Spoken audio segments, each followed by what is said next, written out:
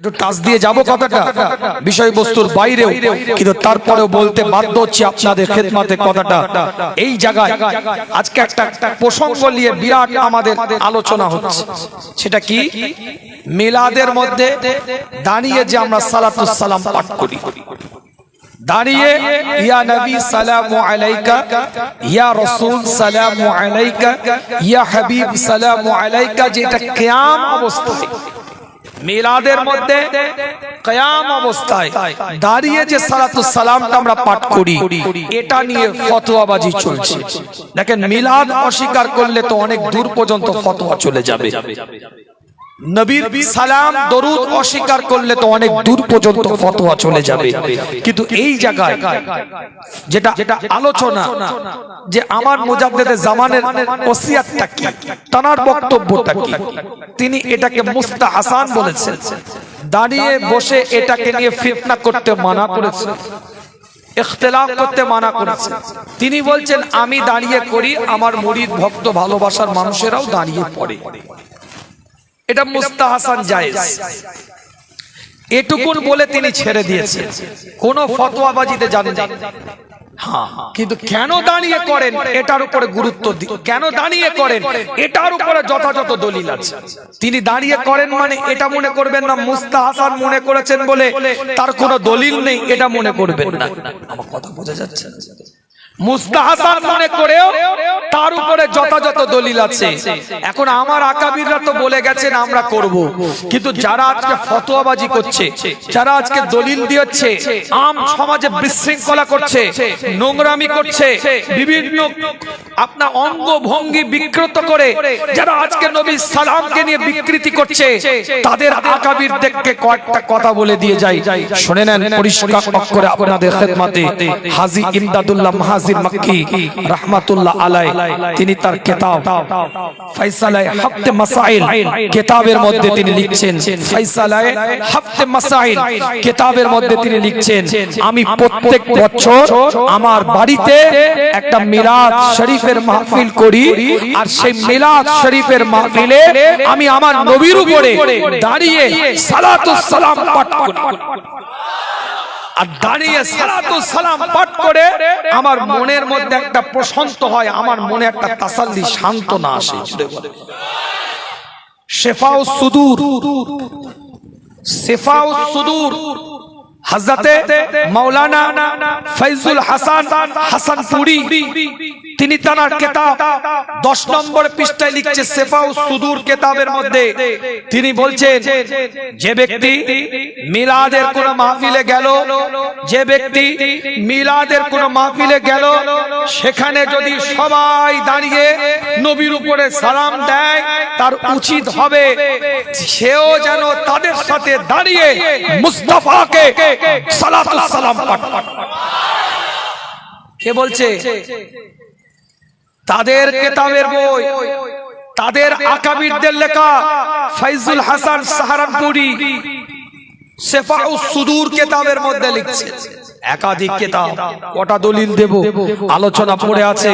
ইবনে হিব্বানের হাদিস নিয়ে এসেছেন, কিতাব খুলে দেখেন, হযরতে মাওলানা হুসাইন আহমদ মাদানী রাহমাতুল্লাহ আলাইহি মাকতুবাতে শাইখুল ইসলাম প্রথম খণ্ড 230 নম্বর পৃষ্ঠায় তিনি দুটো হাদিস নিয়ে এসে সেই কিতাবের মধ্যে এবং ইবনে হিব্বানের হাদিসের টিকা থেকে উদ্ধৃতি নিয়ে এসে নবীর উপরে সালাম পড়ার ফজিলত বর্ণনা করেছেন এবং দাঁড়িয়ে পড়ার গুরুত্ব তিনি ওই জায়গায় লিখেছেন।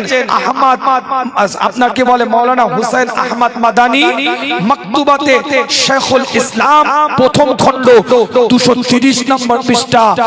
হুসাইন মাদানী রাহমাতুল্লাহ আলাইহি দেওবন্দের একটা বড় ধরনের আলেম ছিলেন এবং পৃথিবীতে এমন কোন মানুষ নেই যে ওই ব্যক্তিটাকে চিনে। তিনি দুটো হাদিসের উদ্ধৃতি নিয়ে এসে ওই কিতাবের মধ্যে নবীর উপরে সালাম পড়ার গুরুত্ব বলেছে এবং দাঁড়ানোটাকে বৈধতা, মান্যতা দিয়েছে। আর বলবো, না ছেড়ে দেব? আশরাফ আলী থানভী রাহমাতুল্লাহ আলাইহি তিনি তার লিখিত কিতাব ইমদাদুল মুশতাক 88 নম্বর পৃষ্ঠার মধ্যে তিনি লিখছেন, বিস্তারিত আমি বলবো না, খুব সংক্ষেপে আপনাদের কাছ থেকে বলে বিদায় নেব। এবং আশরাফ আলী থানভী রাহমাতুল্লাহ আলাইহি তিনি তার কিতাব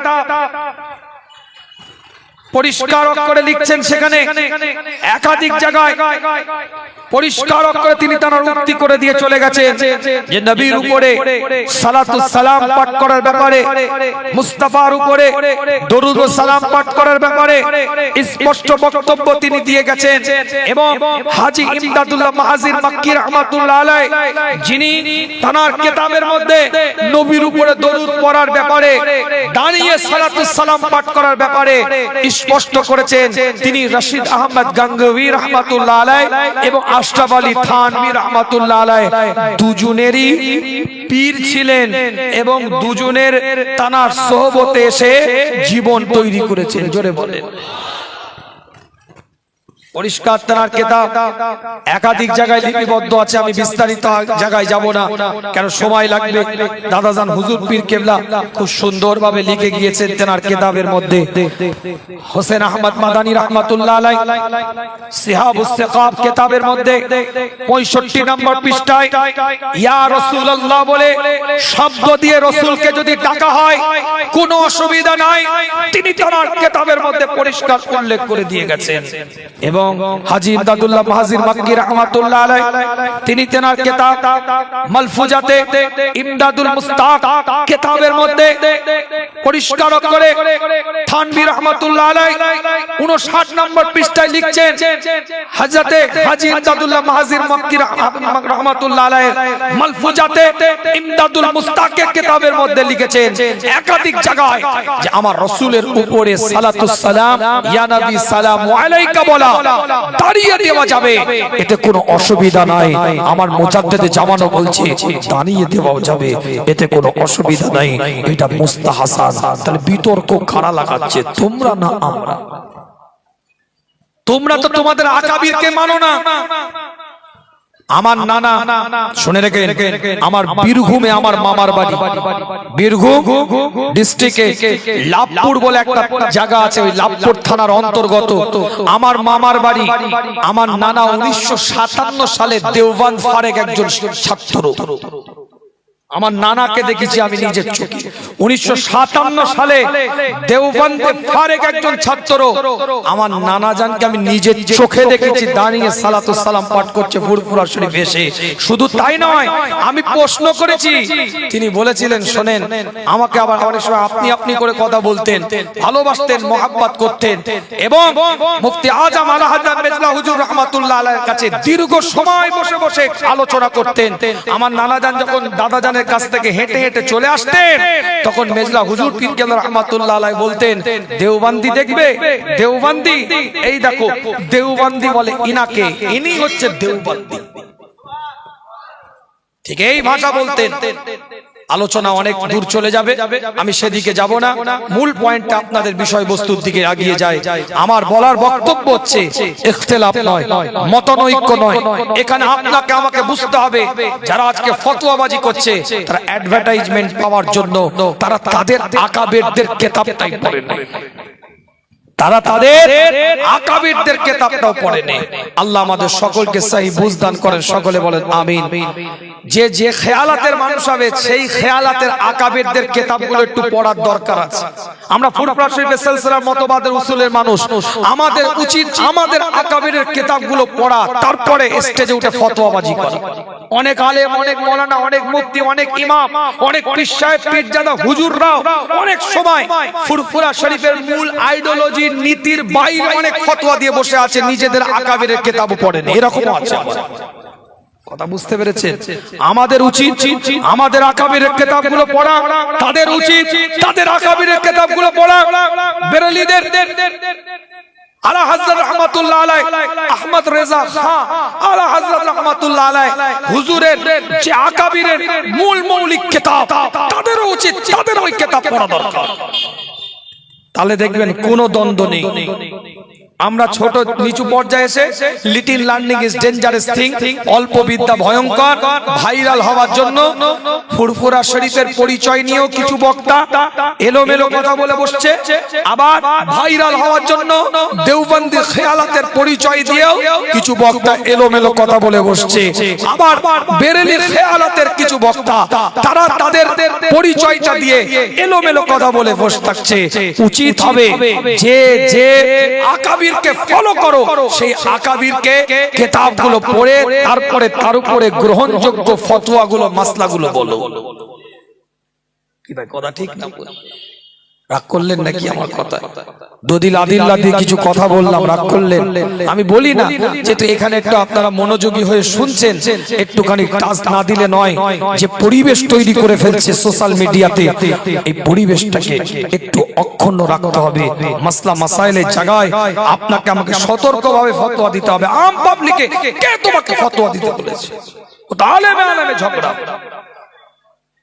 তো লড়াই আলেমে আলেমে, মতভেদী মাসলার মীমাংসা আলেমে আলেমে করবে, মুজতাহিদরা করবে, ইজতিহাদকারীরা করবে, মুজতাহিদরা করবে, তাদের দায়িত্ব। তুমি মুজতাহিদ, তুমি ইজতিহাদ করেছো, ফতোয়া দিয়ে যাচ্ছ, আগে ঠিক করো। আল্লাহ পাক সকলকে কবুল করেন, সকলে বলেন আমিন।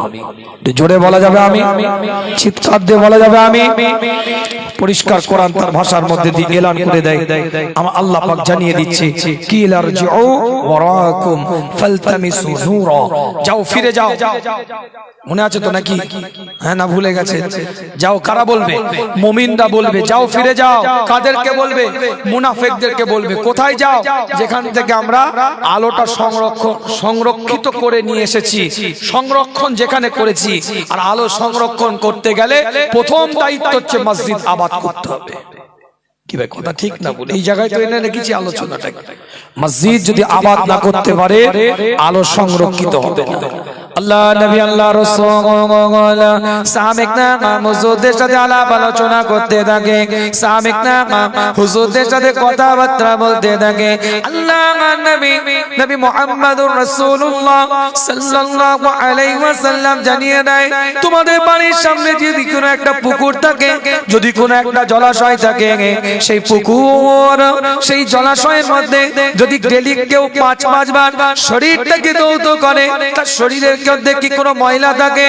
আল্লাহ নবী আল্লাহ রাসূলের সাহাবারা বলে, ইয়া রাসূলুল্লাহ ইয়া হাবিবাল্লাহ, হুজুর ডেলি 5 বার শরীরটাকে ধৌত করলে তার শরীরের মধ্যে কোনো ময়লা থাকে না। আল্লাহ নবী আল্লাহ রাসূল জানিয়ে দেয়, ডেলি 5 বার যদি শরীর ধৌত করা হয়, যেমন শরীরে কোনো ময়লা থাকে না। আল্লাহ কোন বান্দা ডেলি 5 ওয়াক্তের নামাজ যদি বা জামাতের সাথে আদায় করে, আমার আল্লাহ তার শরীরের মধ্যে যেন কোনো গুনাহ নাই রাখতে পারে না। জোরে বলবেন, চিৎকার দিয়ে বলা যাবে না, কলিজা দিয়ে বলা যাবে না।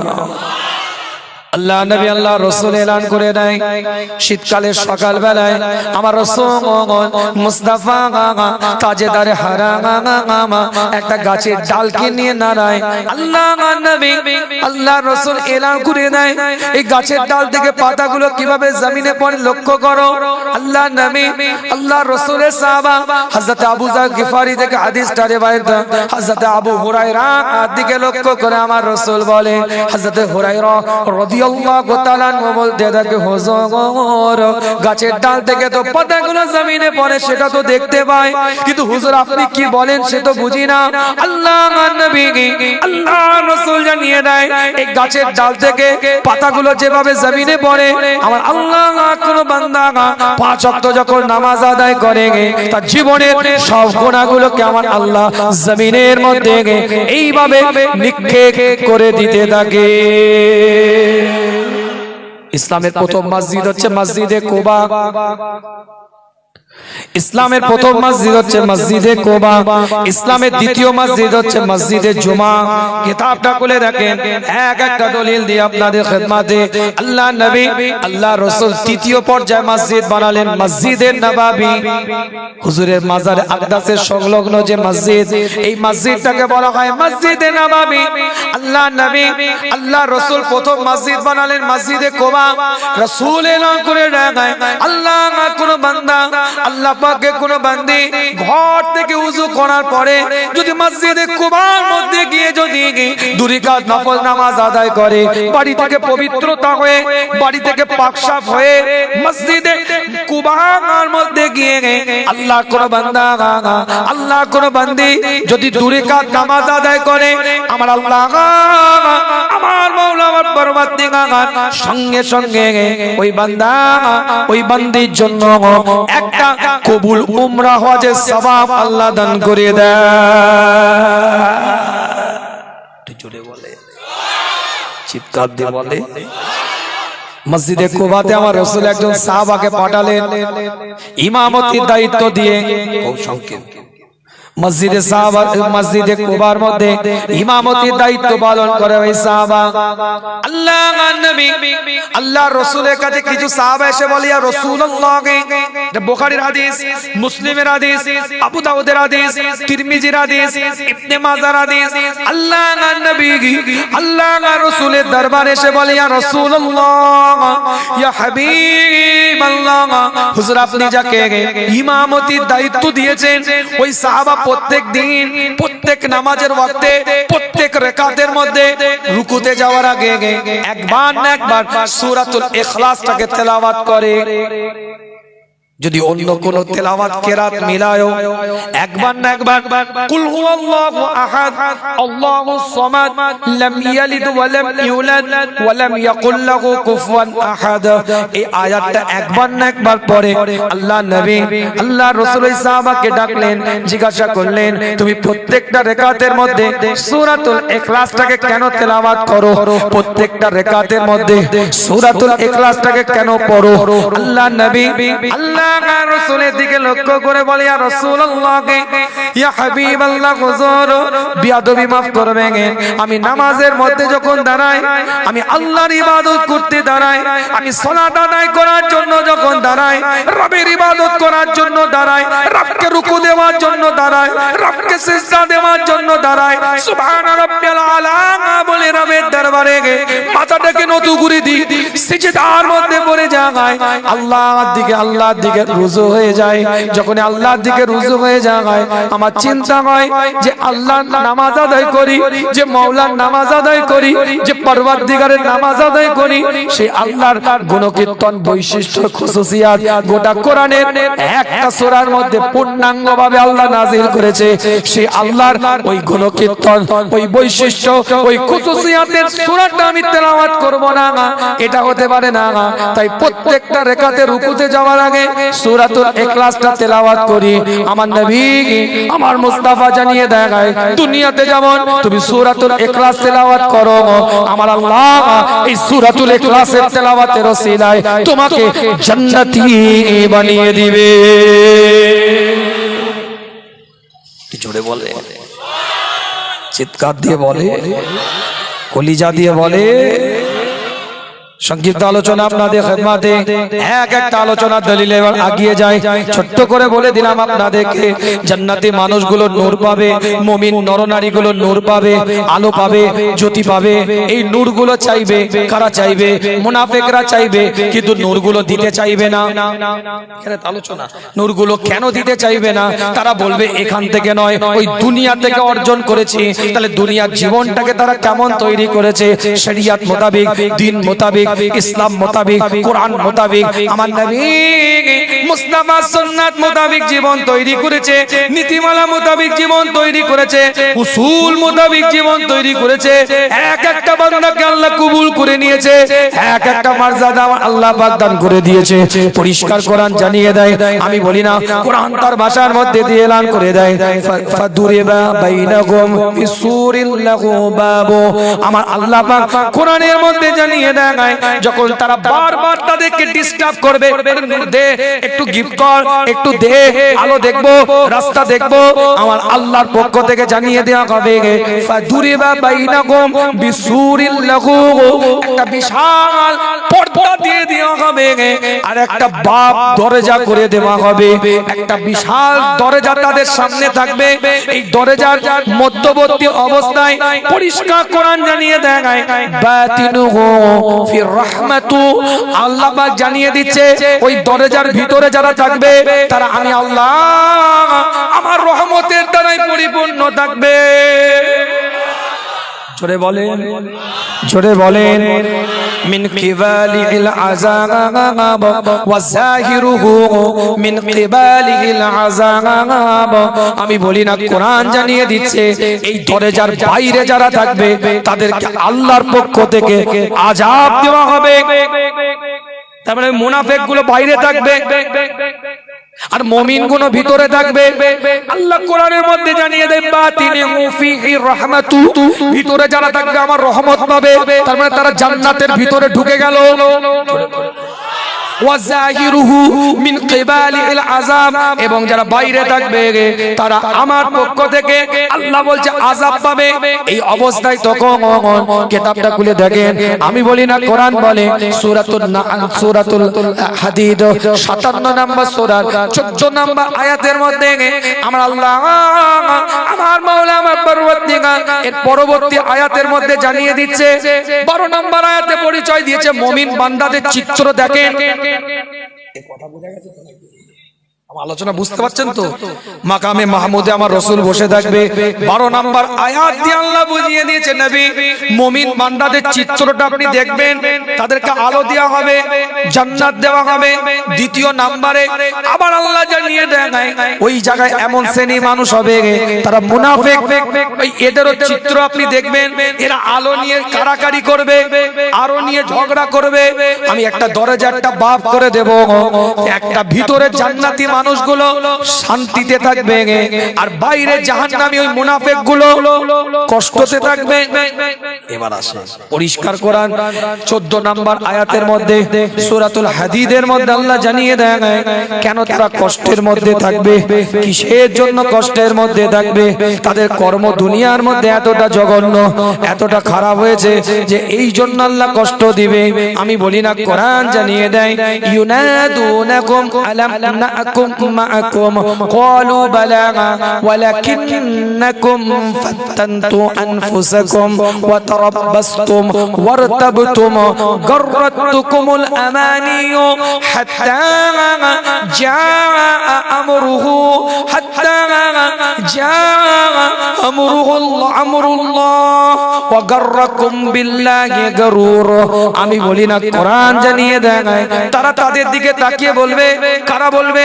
মুনাফিক নরনারী গুলো কাদের দিকে তাকিয়ে বলবে? মুমিন নরনারীর দিকে লক্ষ্য করে বলবে ইউনাদুনাকুম আলাম নাকুম মাআকুম, তোমরা কি আমাদেরকে চিনতে পারছো না? তার মানে আগে বলেছি না খালাতো ভাই, মামাতো ভাই, ফুফুতো ভাই, শালা, বোনাই, ভাইরা ভাই, পাশের বাড়ির চাচতো ভাইটা যার সাথে তেরেঙ্গা ভাগ করে খেতে, কথা বলেন না কেন?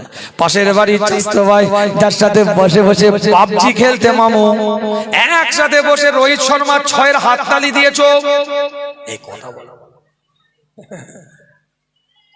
জি।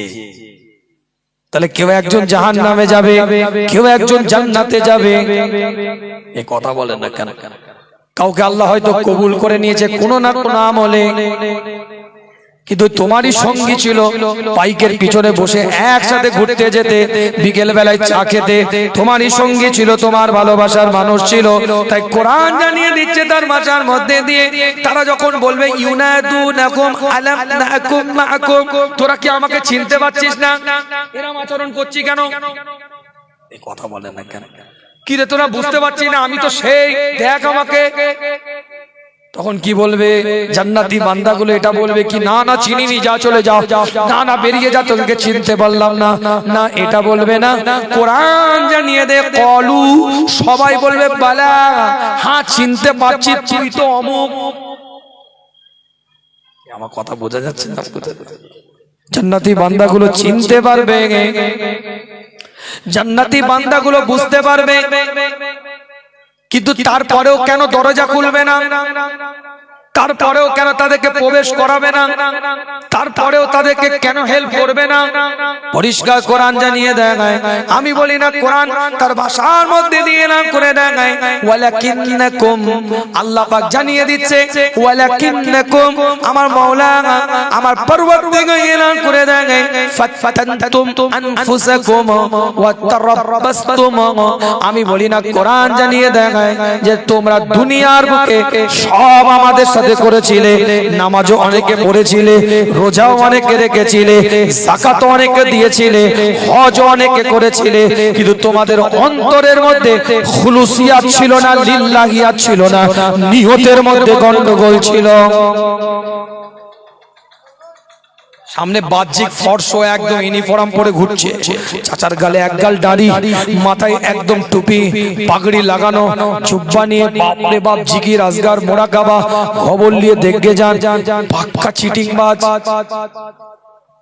ওর ইউনিফর্ম ঠিক আছে, জার্সি পরলে প্লেয়ার হওয়া যায় না। মেসি জার্সি পরলে 8 বার ভ্যালেন্টিয়া পাওয়া যাবে, কথা বলেন। বিরাট কোহলি 6 আপনার কি বলে জার্সি পরলে অত সুন্দরভাবে ক্রিকেট খেলা যাবে, 50টা সেঞ্চুরি করা যাবে। রোহিত শর্মা 6 আপনার কি বলে জার্সি পরলে 550 6 মারা যাবে, কথা বলেন না কেন? খালি জার্সি পরে ঘুরলেই হবে? আমার কথা কিছু বুঝতে পারছেন না? বুঝতে পারলেন না? শুধু জার্সিটা পরলে হবে না, ভিতরটাকেও তৈরি করতে হবে। পরিষ্কার রাসূল জানিয়ে দেয়, মুস্তাফা এলান করে দেয়, আল্লাহর নবী আল্লাহর রাসূল জানিয়ে দেয়, ইকরা বিল লিসান, জবান দিয়ে বলতে হবে লা শারীকা লাহ, আল্লাহ ছাড়া কোনো মাবুদ নাই, আল্লাহ ছাড়া কোনো ইলাহ নাই, আল্লাহ ছাড়া কোনো উপাস্য নাই। এটা জবান দিয়ে বলতে হবে। তাসদিক বিল জানান, কলিজা দিয়ে বিশ্বাস করতে হবে, দিলটা দিয়ে বিশ্বাস করতে হবে। আমাল বিল আরকান, কাজের মধ্যে দিয়ে, কর্মের মধ্যে দিয়ে, হাঁটা চলা কথাবার্তা কার্যকলাপের মধ্যে দিয়ে মুসলমানের পরিচয়টা ফুটিয়ে তুলতে হবে, তবেই তুমি পরিপূর্ণ মুসলমান হতে পারলে। কথা ঠিক বলছি না? এখানে সুন্দর মাশাআল্লাহ, আল্লাহ কবুল করে, রাস্তায় উঠে পুরো 100 360 ডিগ্রি অ্যাঙ্গেলে ঘুরে গেছে। কি কথা ঠিক বলছি না? সঙ্গে বলি আপনাদের খেদমতে, কেন তাদেরকে দরজা খুলবে না? কেন তাদেরকে ফ্যাসিলিটি দিবে না? কেন তাদের জন্য কোন রকম কিছু করবে না? মুমিন বান্দাগুলো জবাব দিবে, তোমরা দুনিয়াতে সব বুঝতে কিন্তু দাদাগিরি দিয়েছিলে। আমি বলিনি, কোরআন বলছে। দুনিয়াতে তোমাদের কাছে যখন নামাজের কথা বলা হলো, তোমরা মুড নিয়ে বলেছিল সময় আছে, এখন থাক।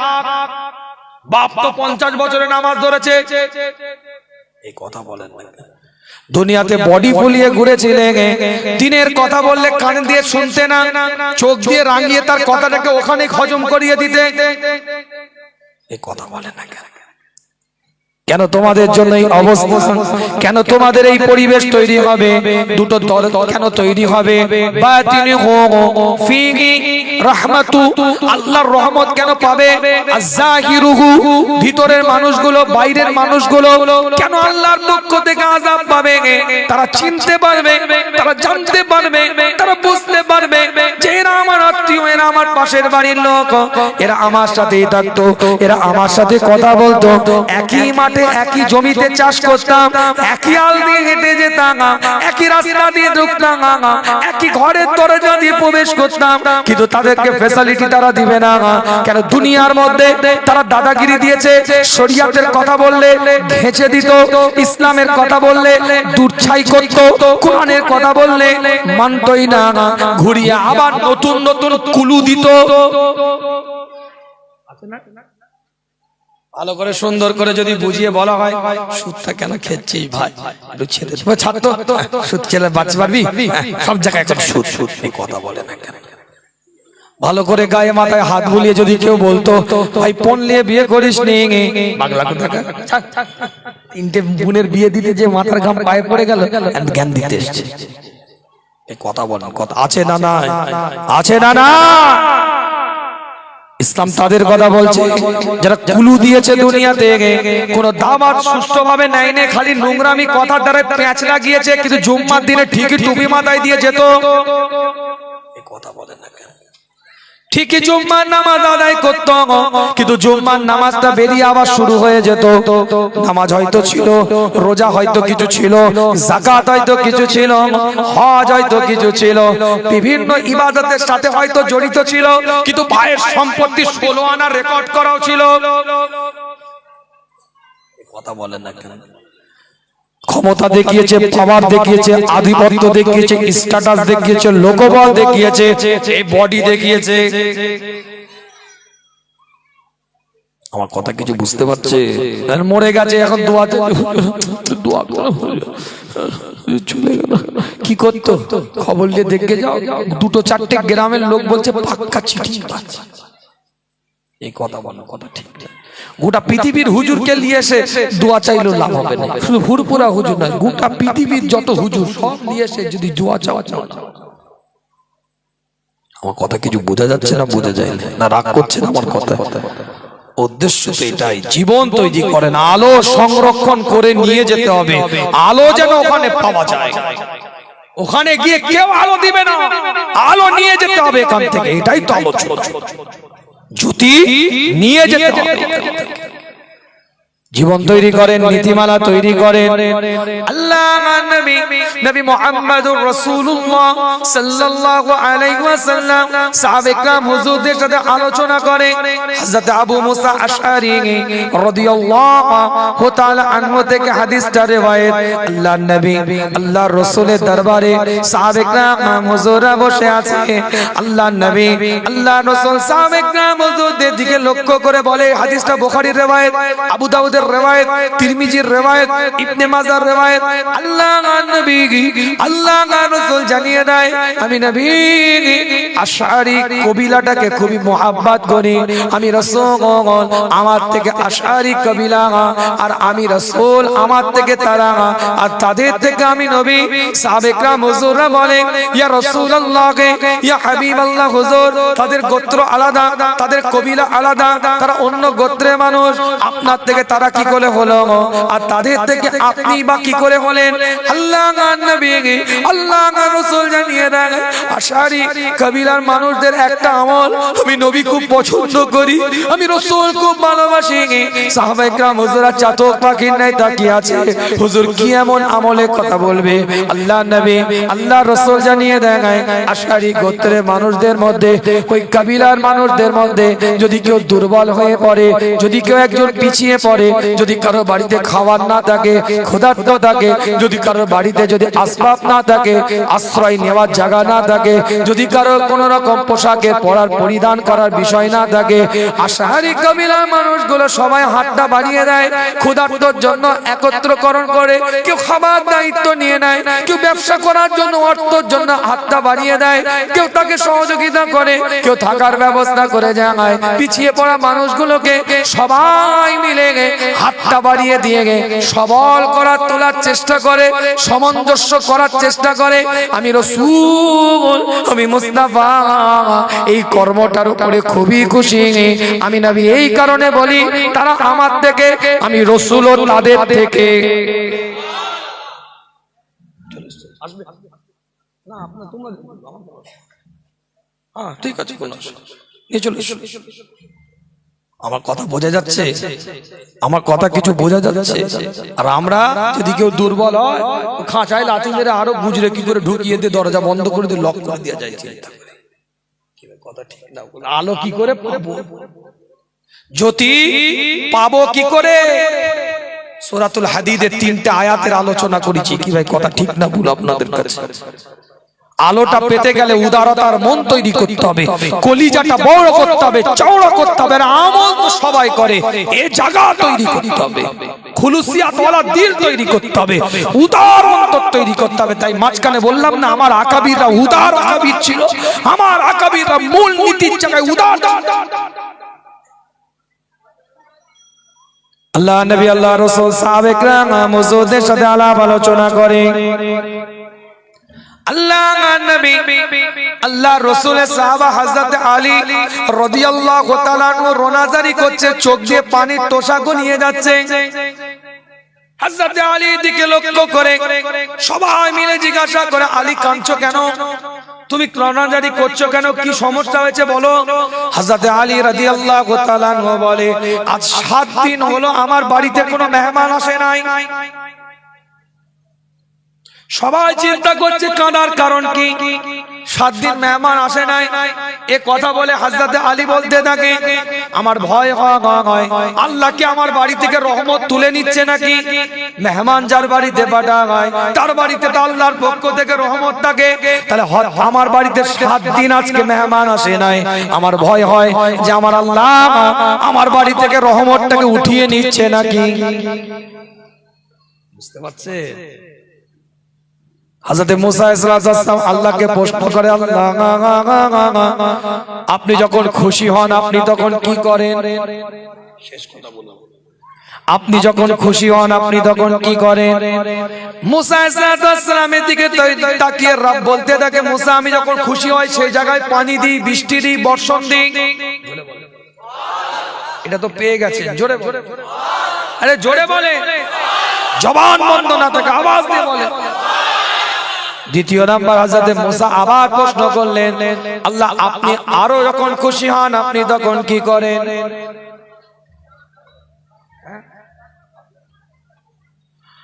আপনি যখন আরো খুশি হন আপনি তখন কি করেন? আল্লাহ পাক জানিয়ে দেন, মুসা আমি যখন আরেকটু খুশি হয়ে যাই আমি আল্লাহ ওই পরিবারের জন্য একটা করে মেহমানকে পাঠিয়ে দিই। জলসা হচ্ছে, মেহমান এসছে না আসে নাই, এই কথা বলে না, এই কথা মেহমান ঘরে না জলসায়, ওটা আল্লাহই জানে। মেহমান ঘরে না জলসায়, মেহমান দস্তরখানে বসে আছে না মজলিসের তেরপোলে বসে আছে, এটা দেখতে হবে। আরে মেহমানদারি করেন, আমি মানা করিনি, উদ্দেশ্য আজকে জলসার মাহফিল। এই কথা বলে না, চা খাবে, বিস্কুট খাবে, বিরিয়ানি খাবে, গোশত কষা ছেড়ে দিয়ে ভাত দিয়ে টেনে দিয়ে সাকি পর্যন্ত, তারপরে এখানে সুবহানাল্লাহ বলতে হবে। ওখানে গল্প করলে হবে না, অন্য দিনে গল্প করতে আসবে। এই কথা বলেন না, রাগ করছেন। বিদায় নেব আপনাদের খেদমতে। আল্লাহর নবী হযরত মুসা আলাইহিস সালাম প্রশ্ন করে, আল্লাহ এই মাওলা পরওয়ারদিগার আপনি যখন সবথেকে বেশি খুশি হন তখন আপনি কি করেন? আল্লাহ পাক জানিয়ে দেন, মুসা আমি আল্লাহ সবথেকে বেশি যখন খুশি হয়ে যাই, সবথেকে বেশি যখন রেদামান্দি হয়ে যায় ওই পরিবারের জন্য, ওই ফ্যামিলির জন্য আমি আল্লাহ একটা করে কন্যা সন্তান দান করে দিই। এখন তো মেয়ে হলে বাংলার 5 মুখ, এই কথা বলেন না। ছেলে হলে সেলফি তুলে স্ট্যাটাস মাই সন, আর ব্যাকগ্রাউন্ড মিউজিক চলছে, হসপিটাল থেকে কোচিকে কোলে করে নিয়ে ঢুকছে ঘরে, ব্যাকগ্রাউন্ড মিউজিক বেলুন দিয়ে সাজিয়ে ঢুকছে, বোঝাই যাবে যে ছেলে হয়েছে বলে এত খুশি। কথা বলেন কেন? ঠিক বলছি না বাবা? ফাটিয়ে ফেলবে, চাপকে সোজা করে ফেলবে। কত শাশুড়ি আবার কথা শোনায়, হতচ্ছাড়িনি, পরপর 2টো মেয়ে। মনে রাখবেন একটা ছোট্ট তথ্য দিয়ে যায়, কত কথা, কত বক্তব্য, কত ওপিনিয়ন, কত কিছু পরের মেয়েকে আমরা বলে থাকি। স্পষ্ট কথা বলে দিয়ে যায়, মেয়েদের একটাই হরমোন তৈরি হয়, সে হরমোনটার নাম হচ্ছে এক্স হরমোন। আর ছেলেদের 2টো হরমোন তৈরি হয়, এক্স আর ওয়াই। স্বামী স্ত্রী সহবাস করার পরে, মিলামিশা করার পরে, ফিজিক্যাল রিলেশন করার পরে যখন ছেলেদের ওয়াই হরমোনটা মেয়েদের এক্স এর সাথে মিলিত হয় তখন ওটা পুত্র সন্তানের জন্ম নেয়। আর ছেলেদের এক্সটা যখন মেয়েদের এক্স এর সাথে মিলিত হয়ে যায় তখন ওটা কন্যা সন্তানের জন্ম হয়। এখানে মেয়ের কোনো অপরাধ না হয়, আর কারোরই অপরাধ নয়, এটা আল্লাহর হুকুম। যদি অপরাধী যদি কাউকে তুমি মনে করো জুতোটা ভিজিয়ে তোমার ছেলের গালে মালো, কেন ওয়াইটা গেল না, এক্সটা কেন গেল? কথা ঠিক বলছি না? পরের মেয়ের উপর অত্যাচার করছো কেন? প্রত্যেকটা শাশুড়িকে বলে যাচ্ছি আজকে, মেয়েদের প্যান্ডেল আছে, অস্ত্র আছে প্রত্যেকটা শাশুড়িকে বলে যায়, এসো চেয়ার দাও, প্রত্যেকটা শাশুড়িকে বলে দিয়ে যাচ্ছি বৌমাগুলোকে মেয়ে মনে করো, আর প্রত্যেকটা বৌমাকে বলে দিয়ে যাচ্ছি শাশুড়িগুলোকে মা মনে করো, সংসারে শান্তি ফিরবে। আর সংসার যদি শান্তি থাকে ইবাদত আমল তসবিহ জিকির সব ভালো লাগবে। কথা ঠিক না? বিদায় নেই। মাশাআল্লাহ আমাদের ভালোবাসার মানুষ, কাছের মানুষ হযরত মাওলানা মোহাম্মদ আবুল বাশার সাহেব, সকলেই জানেন, আপনারা পরিচিতি, আপনাদের সবকিছু ছেড়ে দিয়ে সব যে বক্তা উঠছে ফুরফুরাকে হিট করছে। ফুরফুরা শরীফটাই খারাপ। কি ভাই ইন্টারনেট ইউটিউব সোশ্যাল মিডিয়া দেখছেন না? এই কথা বলা দেখছেন না, দেখেন না? আরে তুমি একটা অন্য দলের মানুষ, অন্য মতের মানুষ, থাকো না, তোমার যে আমল ভালো লাগে তুমি করো না। আমার আকাবিররা কারোর বিরোধিতা শেখায় নেই, আমার মুজাদ্দিদে জামান পাঁচ হুজুর পীর কেবলারা কারোর বিরোধিতা শেখায় নেই, কিন্তু আমাদেরকে একটা উসুল, একটা নীতিমালা, একটা মত আমাদেরকে দিয়ে গেছে, সেটার উপরে আমরা কমপ্লিট। কথা ঠিক বলছি না? এই যে কিতাবটা নিয়ে ঘুরছি, আজকেই দেখছিলাম মেজলা হুজুর পীর কেবলা রাহমাতুল্লাহ আলাইহি, মুফতি আযম আলা হাযরত মেজলা হুজুর পীর কেবলা রাহমাতুল্লাহ আলাইহি মতভেদী মাসলার মীমাংসা বলে একটা কিতাব লিখে গেছে। এটা চটি কিতাব, মতভেদী মাসলা সমূহের মীমাংসা, এটা চটি কিতাব।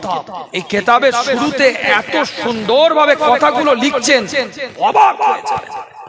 আর আমার আকাবিররা উদারতা আকাবির ছিল, আমার আকাবিরদের কলিজাটা এতটা চওড়া ছিল, আমার আকাবিরদের নীতিমালা কলিজাটা এতটা চওড়া ছিল। কি কথা লিখছেন! একটা মতভেদী মাসলা সমূহের মীমাংসা, যেখানে মতভেদী মাসলাগুলোই বলবে, আমার কথা কিছু যেখানে জুজি মাসলাগুলোই বলবেন, হেডিং দিচ্ছেন বইটার, সেই বইয়ের শুরুতেই তিনি বলছেন যে কেন মতভেদী মাসলার কথাগুলো বলবো, এর উপরে 12 থেকে 13 পাতা লিখেছে। কেন প্রয়োজনীয়তা, কি দরকার, আর এই কথাগুলো বলতে গিয়ে এত গুরুত্বপূর্ণ কথা সেখানে লিখেছে, সেখানে কোনো তর্ক ঝগড়া ফাসাদ সৃষ্টি হবে এই ধরনের একটা পয়েন্ট লেখা নেই। ওই মতভেদী মাসলার মীমাংসার কথা বলতে গিয়ে এত গুরুত্বপূর্ণ কথা বলেছেন, যার মধ্যে দিয়ে কথাগুলোর মধ্যে দিয়ে মীমাংসা হয়ে যাবে। আমার কথা কিছু বুঝতে পারছেন না? বুঝতে পারছেন? আমাদের আকাবিররা উদার, আমাদের আকাবিররা পায়ের উপরে পা দিয়ে ঝগড়া করেনি। আর আমাদের আকাবিরদের প্রত্যেকটা জুজি মাসলা যারা আজকে বিরোধিতা করছে, যারা আজকে বিভিন্ন, আমি নাম বলছি না, নামটা বলতেই মানে বলাটাই হচ্ছে তাদের স্বার্থ, যে আমার নাম ধরে বলবে, টিআরপি বাড়বে, সাবস্ক্রাইব বাড়বে, ভিউয়ার্স বাড়বে, অ্যাডভার্টাইজমেন্ট বাড়বে, লোক জানতে পারবে, চিনতে পারবে, বুঝতে পারবে। এটার জন্যই তারা বলছে। একটা সামান্য আপনাদের খেদমতে কোনো বিষয় নয়, সেই বিষয়গুলোকে নিয়ে আমাদের পায়ের উপরে পা দিয়ে ঝগড়া করছে। কি ভাই কথা ঠিক না? আগে তোমরা তোমাদের অবস্থান ঠিক করো, তোমরা মুকাল্লিদ না গায়ের মুকাল্লিদ আগে ঠিক করো।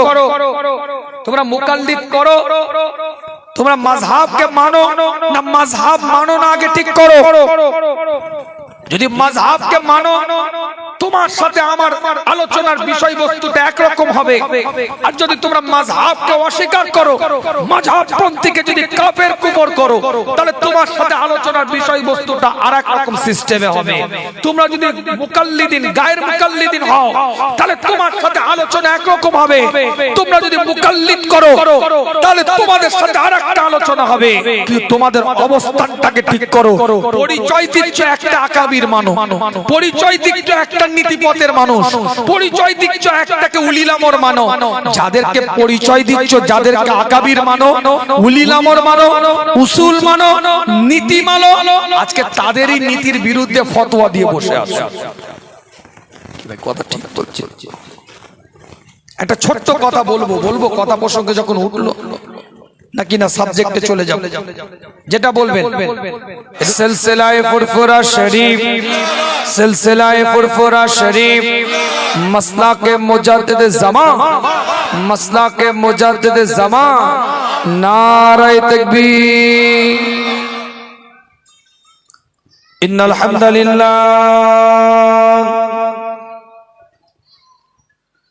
আলহামদুলিল্লাহি রাব্বিল আলামিন ওয়াল আকিবাতু লিল মুত্তাকিন।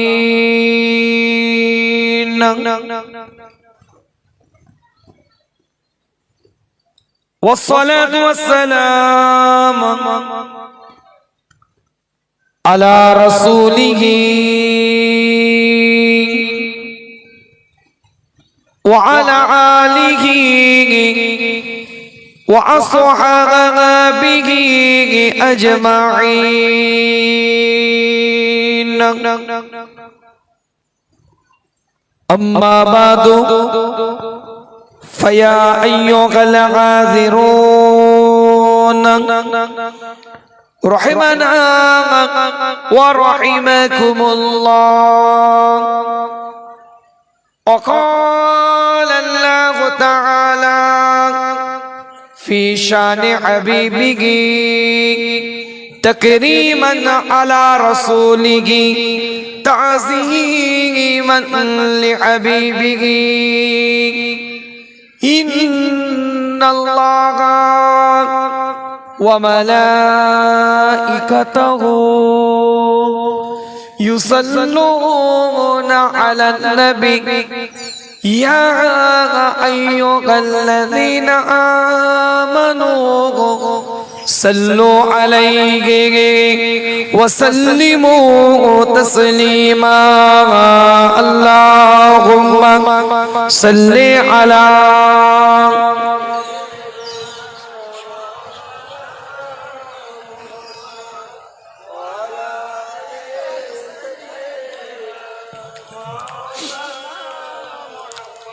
तारीफ मोहम्मद हम लिख लिख के सुनाएंगे, तारीफ मोहम्मद हम लिख लिख के सुनाएंगे.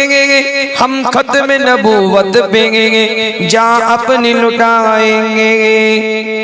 तारीफ मोहम्मद हम लिख लिख के सुनाएंगे. हम खत्म नबूवत पे जा अपनी लुटाएंगे. झुकना भी नहीं आता, बिकना भी नहीं आता, झुकना भी नहीं आता, बिकना भी नहीं आता. हम जान लुटाएंगे, डरना भी नहीं आता. आका के मोहब्बत में हम सर को कटाएंगे. आका के मोहब्बत में हम सर को कटाएंगे. हम खत्म नबूवत पे जा अपनी लुटाएंगे. तारीफ मोहम्मद हम लिख लिख के सुनाएंगे. हम खत्म नबूवत पे जा अपनी लुटाएंगे. दोहराएंगे हम फिर से तारीख यमामा को. इश्क़ नबी है क्या बतलाएंगे दुनिया को. दोहराएंगे हम फिर से तारीख यमामा को. इश्क़ नबी है क्या बतलाएंगे दुनिया को. हम दिखलाए दुनिया को जज्बाए ईमानी. हम दिखलाए दुनिया को तारीफ मोहम्मद पे नाम अपना मिटाएंगे. अल्लाहुम्मा सल्ली अला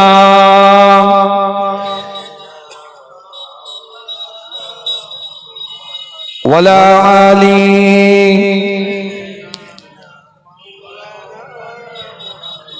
जो उनके दीवाने गए वो दिल के तराने गए.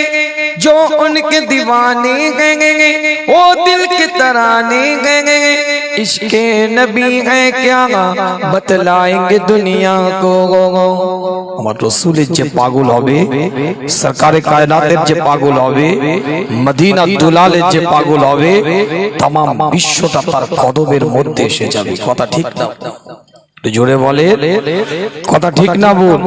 নবীর পাগল যারা হয়েছে পৃথিবীর মধ্যে তারাই নেতা, তারাই সরদার, তাদেরকে আল্লাহ নেতা বানিয়ে দিয়েছে, সরদার বানিয়ে দিয়েছে। মুস্তাফার পাগলদেরকে আমার আল্লাহ কবুল করে মর্যাদা ওয়ালা, মার্তবা ওয়ালা বানিয়ে দিয়েছে। জোরে বলে, জোরে বলা যাবে না, চিৎকার দিয়ে বলা যাবে না।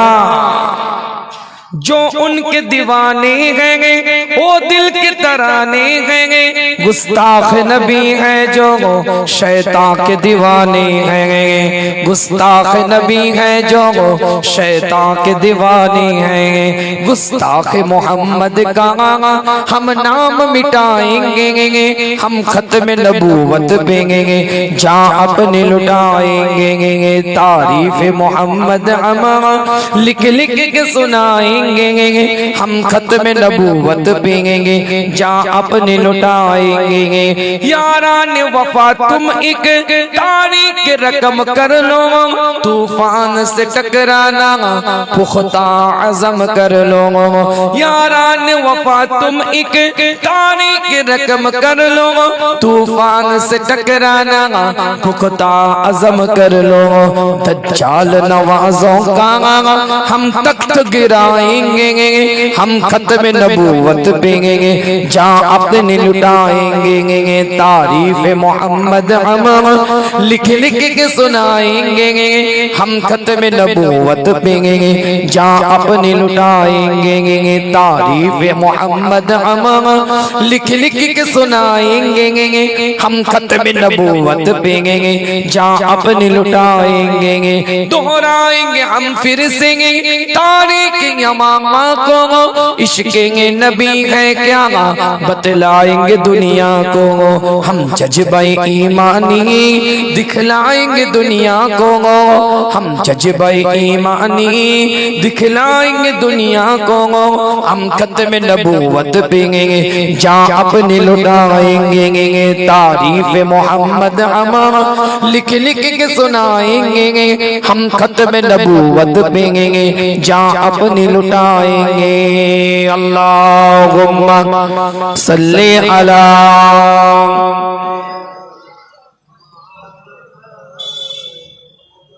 वला आली।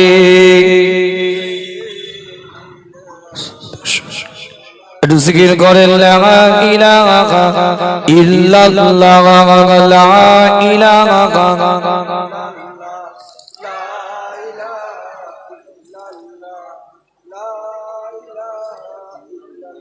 हस्बी रब्बी जल्लल्लाह माफी कल्बी गैरुल्लाह। नूर मोहम्मद सल्लल्लाह हक ला इलाहा इल्लल्लाह, ला इलाहा इल्लल्लाह, ला इलाहा इल्लल्लाह।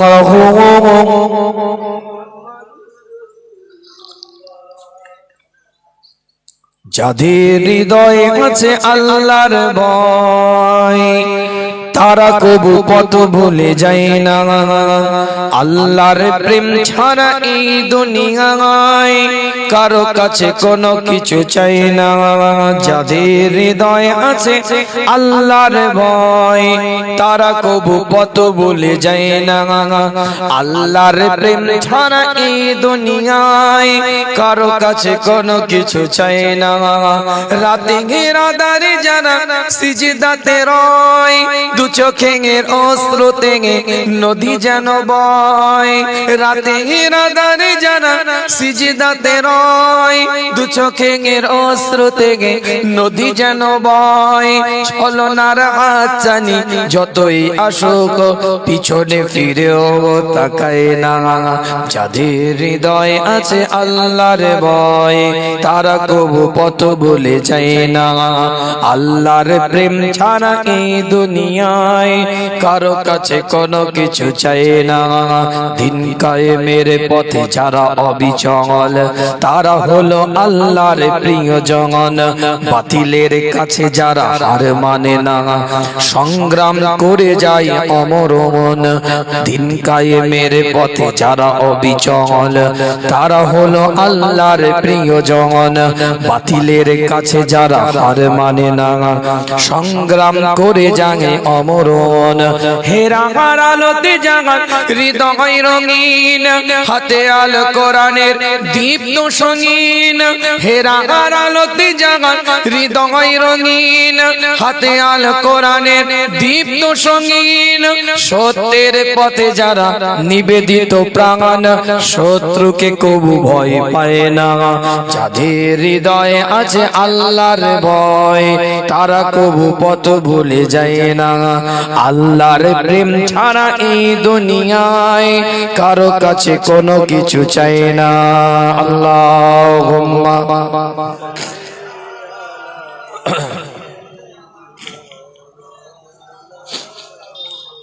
ওয়ালা আলি সাইয়্যিদিনা। উপস্থিত হাজির মাদ্রিস ব্রাদার ইসলাম, আমার দিন দরদি নেককার পরেজগার ইমানদার মুত্তাকি ভাইরা, খুব সংক্ষেপ আলোচনা। না ঠিক খুব ভালো আছে। আল্লাহ কবুল করেছেন আপনাদের খেদমতে আমি গুনাহগার আমাকে নিয়ে এসেছেন। গতকালকেও প্রোগ্রামগুলো সব ক্যান্সেল হয়েছে। আজকেও চিন্তা করছিলাম আপনাদের মাহফিল কি হবে। আল্লাহ পাকের খাস রহমত যে বৃষ্টি হয়েছে আপনাদের এলাকায়, আল্লাহ পাক কবুল করেন, সকলে বলেন আমিন। তারই মধ্যে থেকে কোরআনের একটা সুন্দর পরিবেশ। আর আপনাদের গ্রামের মানুষ, নতুন করে আমার পরিচয় দেওয়ার কিছু নেই, আর পরিচিতি হওয়ারও কিছু নেই।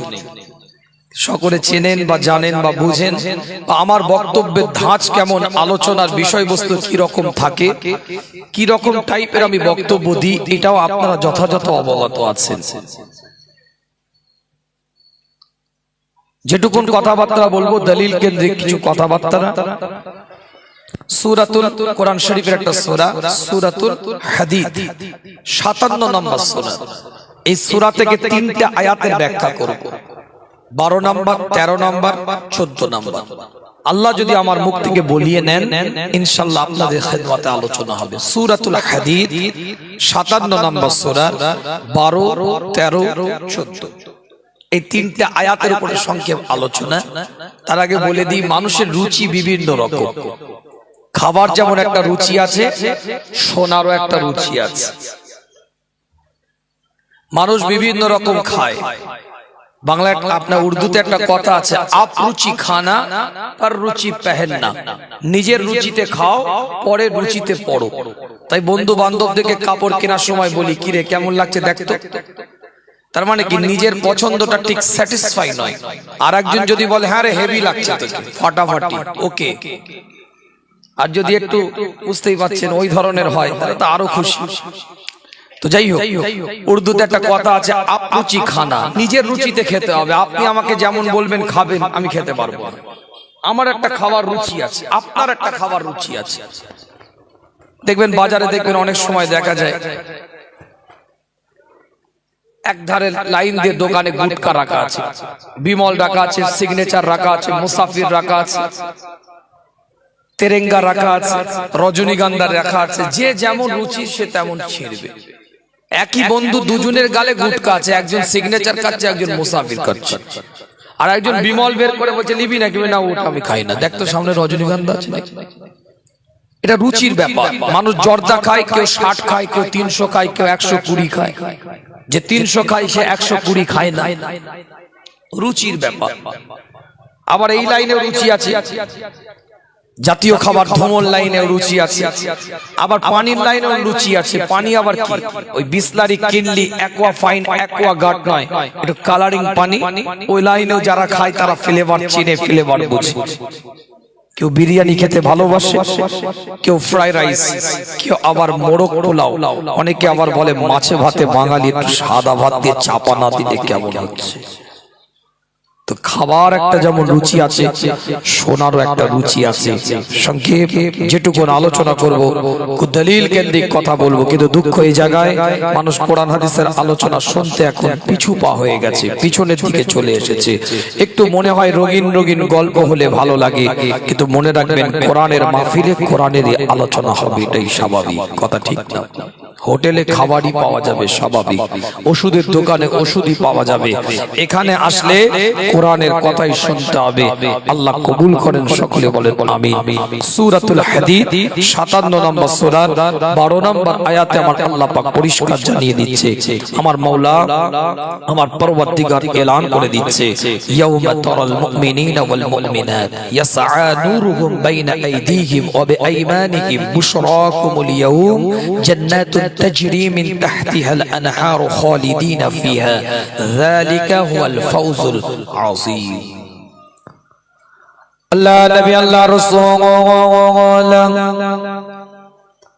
সাহাবেকরা মুজুদের সাথে আলাপ আলোচনা করে, সাহাবেকরা মুজুদের সাথে কথাবার্তা বলতে থাকে। আল্লাহ নবী আল্লাহর রাসূলের উপরে আমার আল্লাহ আমার মাওলা আমার পরওয়ারদিগার এক একটা কোরআনের আয়াতকে নাযিল করতে থাকে। কি বলছেন এই আয়াতের দ্বারাই? কি জানিয়ে দিচ্ছে আমার আল্লাহ আমার মাওলা আমার পরওয়ারদিগার কি এলান করে দেয়? সূরাতুল হাদীদটা খুলে দেখেন 12 নম্বর আয়াতে কি বলছেন, কেন আল্লাহ আয়াতটাকে নাজিল করছেন। একটু সংক্ষেপে তাফসীর থেকে একটু শানে নাজুলটা বলি। তাফসীরে জালালাইন খুলেন, তাফসীরে মারিফুল কোরআন খুলেন, তাফসীরে কুরতুবী খুলেন, তাফসীরে বাইজাবি খুলেন, তাফসীরে রুহুল বায়ান খুলেন, তাফসীরে কবির খুলেন, তাফসীরে কাসির খুলেন, তাফসীরে মাদারি খুলেন, বড় বড় তাফসীরে কিতাবগুলো খুলে দেখেন, পরিষ্কার করে দেখতে পাবেন এই আয়াতের তাফসীরের মধ্যে এসেছে আমার আল্লাহ আমার মাওলা আমার পরওয়ারদিগার বিনিয়াগান আমার রাসূলকে কাল কিয়ামতের ময়দানে একটা জায়গা দিবে, একটা ভিভিআইপি বক্স আমার আল্লাহ দিবে, একটা সিংহাসন দিবে, একটা এরিয়া দিবে, একটা স্থান দিবে। সরকারে কায়নাতের জন্য সেটা খাস, মদিনার দুলালের জন্য সেটা খাস, ইমামুল মুরসালিনের জন্য ওটা খাস, ইমামুল হুদা ইমামুল কিবলাতাইনের জন্য আমার আল্লাহ খাস করে একটা ভিভিআইপি বক্স দিবে। নবী আমি আপনার জন্য এই মাকামে মাহমুদটাকে দান করে দিলাম। জোরে বলতে হবে, একটা একটা দলিলের দিকে যাবো এবার। দুনিয়াতে অনেকে আমরা সি বিচে বেড়াতে যাই, সমুদ্রের ধারে, কথা বলতে হবে। সমুদ্রের ধারে এমন অনেক হোটেল আছে যে হোটেলগুলোর নাম হচ্ছে সি ভিউ, অর্থাৎ ঘরের জানালা দিয়ে দরজা দিয়ে সমুদ্রের পানি দেখা যাবে। দুনিয়াতে অনেক জায়গায় আমরা বেড়াতে যাই, সেটা হচ্ছে পাহাড়ি এলাকা। পাহাড়ি এলাকার মধ্যে এমন অনেক হোটেল আছে যে হোটেলগুলোকে বলা হয় হিল ভিউ, অর্থাৎ ঘরের জানালাটা দিয়ে পাহাড়েরটাকে দেখা যাবে। কাবা শরীফের দিকে আমরা যাই, মক্কাতুল মুকাররমার দিকে আমরা আগিয়ে যাই, কেউ হজে যায়, কেউ উমরায় যায়। আমি বলি না, কোরআন বলে সূরাতুল আল ইমরান 3 নম্বর সূরা পরিষ্কার করে কোরআন 96 নম্বর আয়াতে আল্লাহ জানিয়ে দেয়, ইন্না আউওয়ালা বাইতিন উদিয়া লিন-নাস। আমার আল্লাহ আমার মাওলা আমার পরওয়ারদিগার যেটা কাবা শরীফ পৃথিবীর প্রথম ঘর, আল্লাহ জানিয়ে দেয় পৃথিবীর প্রথম ঘর এই কাবা বাইতুল্লাহ, যেটা মানুষের জন্য বরাদ্দ করেছি, যেটা মক্কার মধ্যে আমি অবস্থিত করেছি। এই কাবা এরিয়ায় এমন অনেক 5 স্টার হোটেল আছে, এমন অনেক 7 স্টার হোটেল আছে যে হোটেলের জানলাটা দিয়ে কাবা শরীফটাকে দেখা যায়। সেই হোটেলগুলোকে বলা হয় কাবা ভিউ। আমার কথা বোঝা যাচ্ছে? এটাকে রেসপন্স দিতে হবে। কেন গাড়ি ড্রাইভার চালায়, হেল্পার পাশে বসে থাকে না থাকে না? হেল্পারের কাজ আছে না নাই? কিছু কাজ আছে না না হেল্পারে? মনে রাখবেন, যেমন গাড়ি ড্রাইভার হেল্পার কিন্তু গাড়ি চালায় না, কিন্তু হেল্পারের কিছু কাজ আছে, তার নামই হচ্ছে হেল্পার, সহযোগী। মনে রাখবেন, বক্তা বক্তৃতা দিবে, শ্রোতা বক্তৃতা দিবে না, কিন্তু শ্রোতার কিছু কাজ আছে, বক্তাকে একটু সহযোগিতা করা, সাপোর্ট করা। যেমন যুবক ছেলেরা জানবে কারোর মোবাইলে যদি জিবি এমবি শেষ হয়ে যায়, হটস্পট অন করে ওয়াইফাই কানেক্টেড করে জিবি বা এমবি ইন্টারনেটের কানেকশন ধার দেওয়া যায়, ঠিক ওই রকম আমাদের বুঝতেই পারছেন হাওয়া খুব খারাপ, জিবি এমবি থাকার কথা নয়। এত রাত জেগে এত বকে বকে আপনাদের জিবি থেকে, আপনাদের পাওয়ার থেকে, আপনাদের শোনার আগ্রহ থেকে, অ্যাক্টিভনেস থেকে, সক্রিয়তা বোধ থেকে, মনোযোগী ভাব থেকে আমাদেরকে কিছু ধার দিতে হবে, তবে আলোচনা করতে ভালো লাগবে। আর কোরআন হাদিসের আলোচনা মানে একটু মনোযোগী আরো বেশি হতে হবে। ঘটনা ভিত্তিক আলোচনা মাঝখান থেকে ধরে নেবেন, গরু হাঁটতে গিয়ে পা ভেঙে গিয়েছিল, কিন্তু কোরআনের একটা জেদ জবাব যদি এদিক ওদিক হয়ে যায়, মিনিংস উল্টো হয়ে যাবে, টানের হরফর গন্ডগোল হলে মানে উল্টো হয়ে যায়। রাসূলকে যে জায়গাটা দেওয়া হবে সেই জায়গাটার নাম হচ্ছে মাকামে মাহমুদ। ওই মাকামে মাহমুদের প্লেসটা, এরিয়াটা, জায়গাটা এমন একটা জায়গায় থাকবে, আমার রাসূল ওই মাকামে মাহমুদ থেকে গোটা কিয়ামতের চিত্রটা আমার রাসূল দেখতে পাবে। বললাম Kaaba view, hill view, sea view, আমার নবী মুস্তাফা ওই মাকামে মাহমুদ আমার রাসূলকে যে সিংহাসন ভিভিআইপি বক্সটা দেওয়া হবে, রাসূল ও জায়গা থেকে গোটা কিয়ামতের চিত্র দেখাবে। চিত্রটা কি দেখবেন সেটাই তো যাবো আয়াতে। তার আগে বলতে চাইছি রাসূলকে যে দেখানো হবে, কেন দেখানো হবে আগে উত্তর জানতে হবে।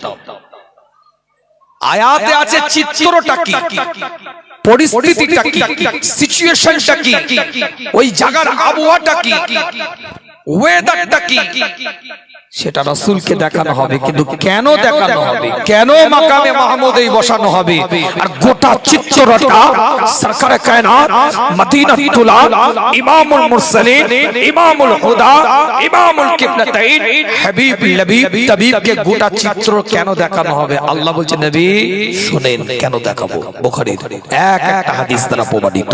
তাফসীরের কিতাবগুলো খুলে দেখেন, এক একটা সূরাতুল আপনার হাদীদের 12 নম্বর আয়াতের তাফসীর এক একটা ইবারত করে দেখেন, এক একটা মুফাসসিরদের কওল বলছি।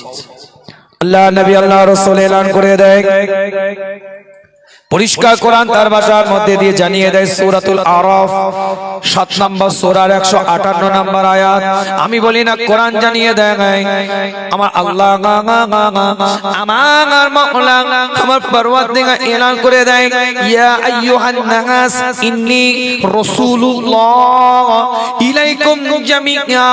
হে নবী আপনি মানুষকে বলে দেন ইন্নী রাসূলুল্লাহ, আপনি নবী, আপনি রাসূল, আপনি পয়গম্বর, ইলাইকুম জামিআ, সকলের নবী করে রাসূল করে আপনাকে দুনিয়াতে আমি আল্লাহ পাঠিয়ে দিলাম। নবী নবুয়তের দাওয়াত দিতে আরম্ভ করলেন। 40 বছর বয়স রাসূল নবুয়তের দাওয়াত দিতে শুরু করলেন। নবুয়তটা আমার রাসূলের উপরে এসে গেল। ওয়াহদানিয়তের দাওয়াত, রিসালাতের দাওয়াত, একত্ববাদের দাওয়াত, এক আল্লাহর প্রতি তওবাদের ঈমান আনতে হবে। আমাকে নবী রাসূল পয়গম্বর বলে মেনে নিতে হবে।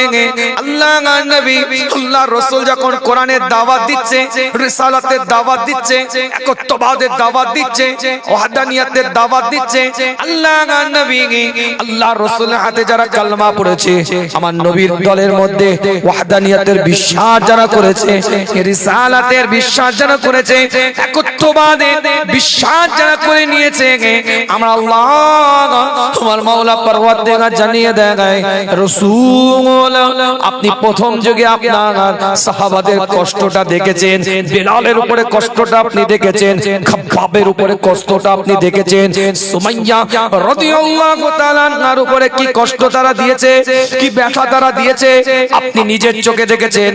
খাব্বাবের উপরে কি কষ্ট তারা দিয়েছে, বিলালের উপরে, হযরতে বিলাল রাদিয়াল্লাহু তাআলা আনহুর উপরে কি কষ্ট তারা দিয়েছে আপনারা নিজের চোখে আপনি দেখেছেন। হুজুর জ্বলন্ত আগুনের উপরে শুইয়ে দেওয়া হয়েছে। হুজুর আপনি জীবনে যখন কোনো রকম অত্যাচার দেখেন না, মক্কার ইতিহাসে কেউ কারোর উপরে এত অত্যাচার করে নাই যতটা আপনার অনুসারীদের উপরে অত্যাচার করেছে তারা। ওয়াহদানিয়াতের উপরে বিশ্বাস করার জন্য, রিসালাতের জন্য বলে বিশ্বাস করার জন্য হযরত সুমাইয়ার দিকে লক্ষ্য করে আবু জেহেল বলছে, তুই নাকি ঈমানের কালমা নিয়ে এসেছিস। সুমাইয়া আওয়াজ দিয়ে বলতে থাকে, আমি কেন, আমার গোটা পরিবার ঈমানের কালমা নিয়ে মুসলমান হয়ে গেছে। আবু জেহেল রাগ সামলাতে চোখের দিকে তাকিয়ে যখন এই কথা প্রতি উত্তরে দিয়েছে, জবাব যখন দিয়েছে, জবাবের কাউন্টার যখন করেছে, কিতাবের রিওয়ায়াতের মধ্যে পাওয়া যায় এই বল্লমটা নিয়ে হযরতে সুমাইয়ার দিকে ছুড়ে দিয়েছে। সুমাইয়ার লজ্জার স্থানে গিয়ে আঘাত হয়েছে। কিতাবের রিওয়ায়াতের মধ্যে পাওয়া যায় ইসলামের প্রথম শহীদ হচ্ছে হযরতে সুমাইয়া রাদিয়াল্লাহু তাআলা আনহা। আমার নবী, আমার রাসূলকে আল্লাহ জানিয়ে দেয়, নবী আপনি বেলালের উপরে অত্যাচার দেখেছেন, খাব্বাবের উপরে অত্যাচার দেখেছেন, সুমাইয়ার উপরে অত্যাচার দেখেছেন। আজকে আপনাকে আমি দেখাবো যারা অত্যাচারিত হয়েছে আমি আল্লাহ তাদেরকে কেমন সম্মান দান করি।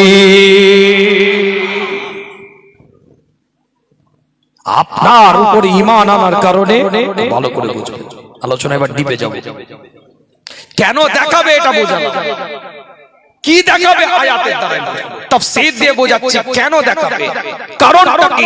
হুজুর আপনাকে নবী বলেছে, হুজুর আমাকে আল্লাহ বলেছে, হুজুর আমার কোরআনকে গাইড বুক হিসাবে নিয়েছে, হুজুর আপনাকে জান থেকে বেশি ভালোবেসেছে, হুজুর আপনার জন্য জান দিতে তারা তৈরি হয়ে গেছে, হুজুর আপনার জন্য কলিজা দিতে তারা তৈরি হয়ে গেছে। তাই তাদের উপরে যে অত্যাচার হয়েছে, তাদের উপরে যে লাঞ্ছিত হয়েছে, তারা যে পদদলিত হয়েছে, তাদেরকে যে দেয়ালে পিঠটা ঠেকিয়ে দেওয়া হয়েছে, তাদেরকে অত্যাচারিত করা হয়েছে, তাদের উপরে যে ভৎসনা দেওয়া হয়েছে, হুজুর এটা আপনি নিজের চোখে যেমন দেখেছেন, আমি আল্লাহ মাকামে মাহমুদে বসিয়ে তাদেরকে কেমন সম্মান দিই সেটাও দেখেন।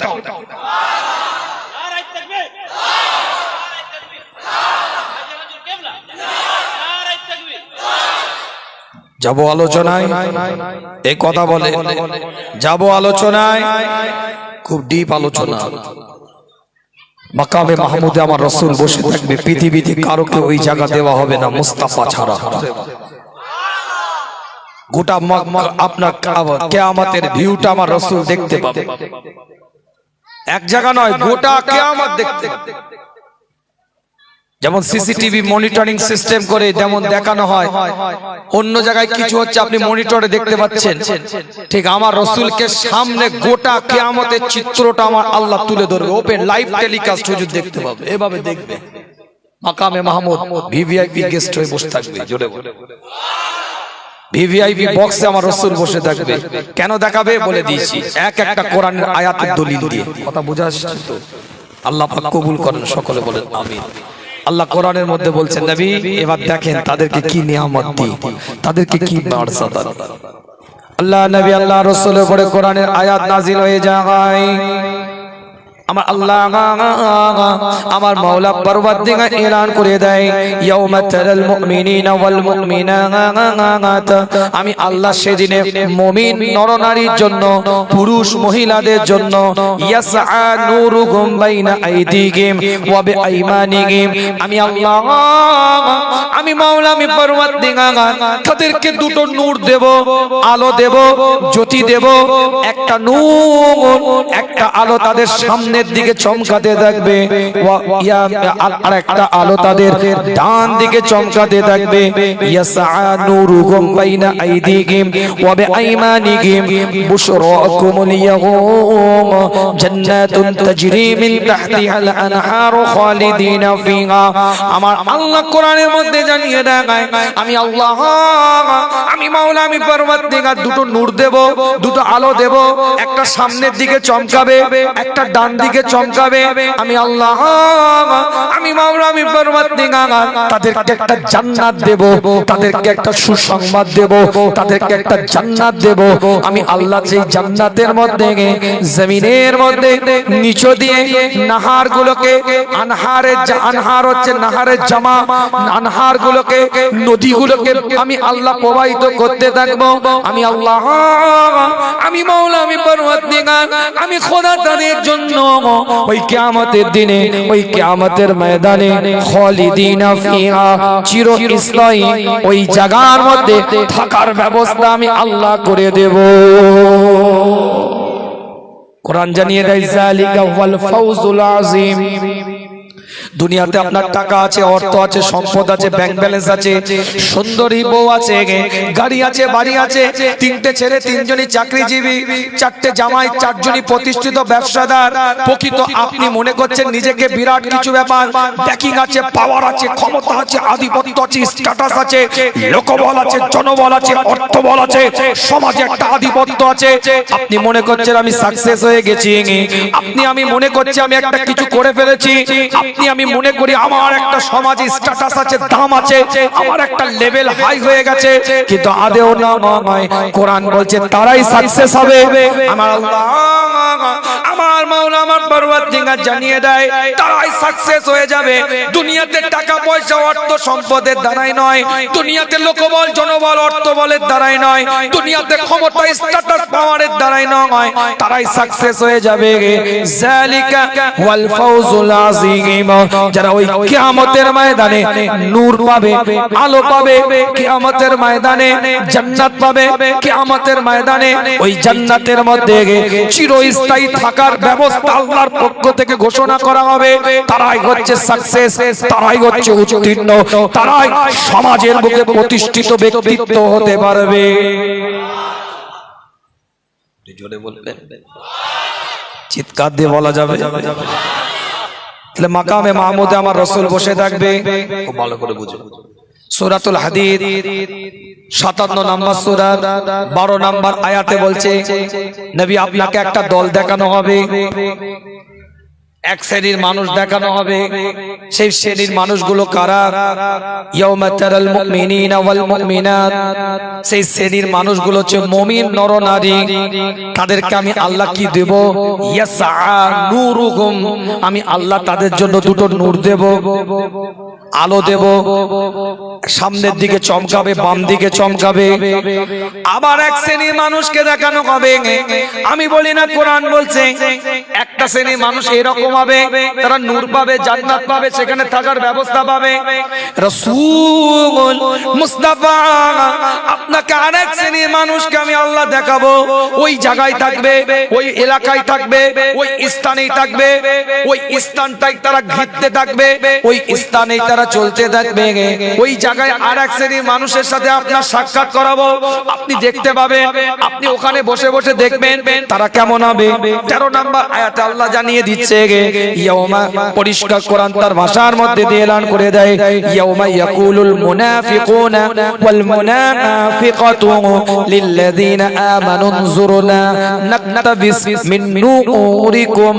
আমি বলি না, কোরআন জানিয়ে দেয় ওই জায়গায় আরেক শ্রেণীর মানুষ হবে, তারা মুনাফিক নরনারী। একটা মুমিন নরনারী, আরেকটা হচ্ছে মুনাফিক নরনারী। ইয়াউমা ইয়াকুলুল মুনাফিকুনা ওয়াল মুনাফিকাতি, ওই মুনাফিক নরনারীগুলো কি বলবে, তাদের কার্যকলাপটা কি হবে, তাদের কাজটা কি হবে। লিল্লাযিনা আমানু নজুরনা, মুনাফিক নরনারীগুলো, মুমিন নরনারীগুলো যখন আলোগুলোকে নিয়ে দৌড়াতে থাকবে, জ্যোতিগুলোকে নিয়ে ছুটতে থাকবে, আলো দিয়ে যখন জান্নাতের দিকে আগাতে থাকবে, আলোগুলো দেখে যখন জান্নাতের দিকে দৌড়াতে থাকবে, আলোগুলো নিয়ে যখন আল্লাহর পক্ষ থেকে নিয়ামতের দিকে ছুটতে থাকবে, মুনাফিক নরনারীগুলো চিৎকার দিয়ে বলতে থাকবে, তোমরা থামো, তোমরা দাঁড়িয়ে যাও, তোমরা থেমে যাও।